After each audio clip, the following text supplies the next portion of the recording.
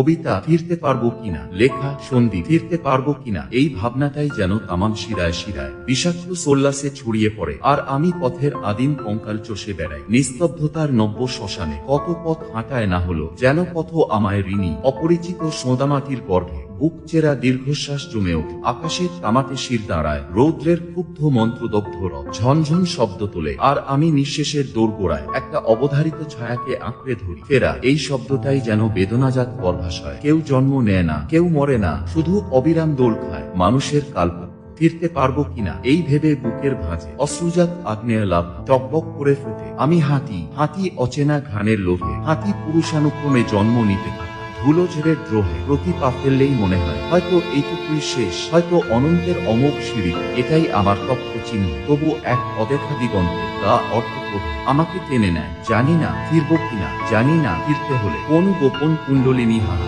আমার শিরায় চলে উঠ। কিন্তু পথ সে তো অবিরাম ধ্বংসস্তূপে জন্ম নেয়। আর আমার পদক্ষেপের তপ্ত লেলিহান চিরকালীন দান হিসেবে রাখা। ফিরতে পারবো কিনা এই ভেবেই আজও আমি হাঁটতে থাকি, যেন সৃষ্টির আদি অন্ধকারে একটা মাত্র প্রদীপ, যার শিখা নিভে গেলে মহাবিশ্বের শেষ অন্নপ্রাশন থেমে যাবে।